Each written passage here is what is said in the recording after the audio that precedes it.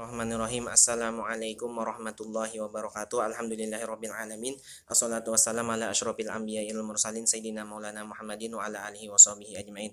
Di sini perkenalkan, nama saya Ahmad, NPM 18.012.4421. Yang kami muliakan dan kami hormati sama-sama Ibu Pembimbing mata kuliah pendidikan pemikiran ulama Banjar bidang fikih. Baik, di sini saya akan menjelaskan dan memaparkan biografi Kiai Haji Kasbul Anwar. Langsung saja kita memasuki nama dan nasab Syekh Kasbul Anwar Al-Banjari.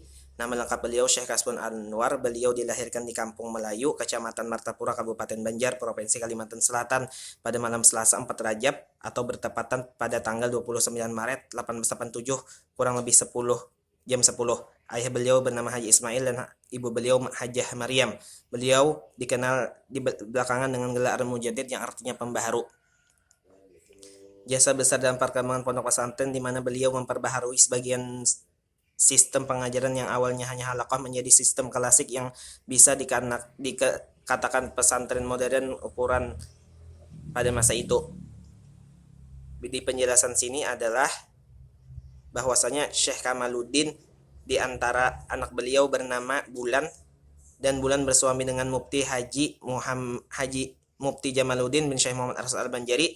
Jadi Syekh Jamaluddin bin Syekh Kasbul Anwar bin Syekh Kamaluddin yang di atas, beliau adalah besan Datuk Lampayan. Beliau kawin dengan seorang perempuan yang solehah yang bernama Siti Halimah Haji Ja'far pada bulan Syawal dalam usia 26 tahun. Atau pada tahun 18 September 1440 di Kampung Melayu. Pendidikan Syekh Kasbul Anwar, Kiai Haji Kasbul Anwar hidup di tengah keluarga yang muslim, taat beragama. Karena di zaman beliau itu tidak ada bangku sekolah. Karena pada saat itu Martapura tidak ada bangku sekolah, dan beliau di kampung-kampung pada rumah tuan guru dengan mempelajari berbagai macam ilmu seperti nahwu, shorab, fikih, tajwid, dan lain-lain. Di antara guru beliau sewaktu belajar di kampung adalah Al-Alimul Alamah Syekh Ismail bin Ibrahim bin Muhammad Soleh bin Khalifah Zainuddin bin Syekh Muhammad Arsad Al-Banjari, dan Al-Alimul Alamah Syekh Abdullah Khatib bin Muhammad Soleh bin Khalifah Hasanuddin bin Syekh Muhammad Arsad Al-Banjari bin Abdillah. Setelah melihat kecerdasan dan kesungguhan beliau dan belajar dan menuntut ilmu agama, beliau meneruskan pendidikannya di Mekah pada usia 9 tahun. Di antara sebagai pendatang yang belum mahir berbahasa Arab, beliau ketika di Mekah belajar dengan Al-Alimul Alamah Syekh Muhammad Amin bin Qadi Mahmud bin Asiyah bin Syekh Muhammad Arsad Al-Banjari. Di Mekah Al-Mukarramah, beliau banyak berguru dengan ulama-ulama besar, di antaranya Syed Ahmad bin Abu Bakar Syatta, Habib Ahmad bin Hasan Al-Attas, Syekh Muhammad Ali bin Husain Al-Maliki, Syekh Umar Hamdan Al-Marusi, Syekh Umar Junaidi, Syekh Said bin Muhammad Al-Yamani, Syekh Muhammad Ahyad, Sayyid Muhammad Amin Qutbi, murid Syekh Kiai Kasbul Anwar.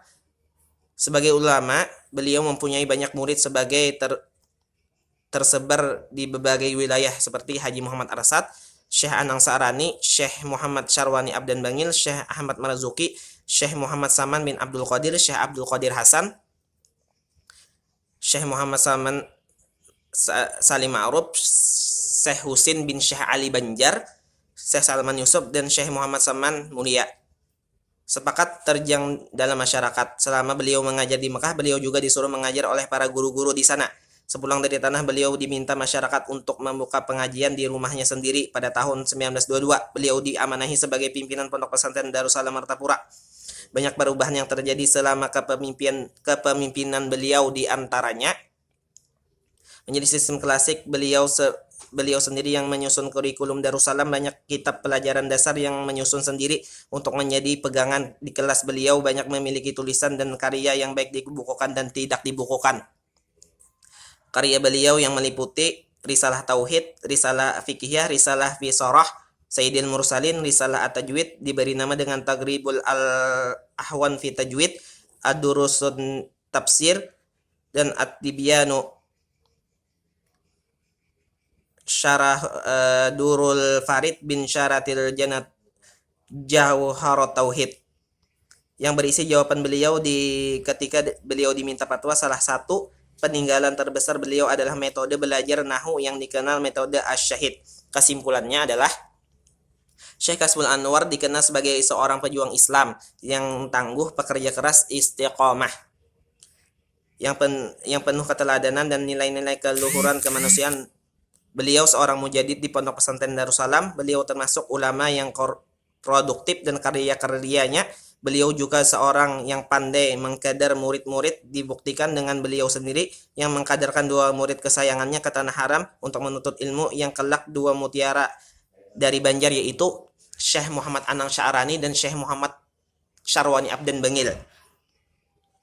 Salah satu sumber gasih beliau di dunia pendidikan salaf di Banjar adalah metode asy-syahid yang sampai sekarang masih digunakan di beberapa pesantren dan di Kalimantan Selatan. Mungkin ini saja yang saya dapat sampaikan.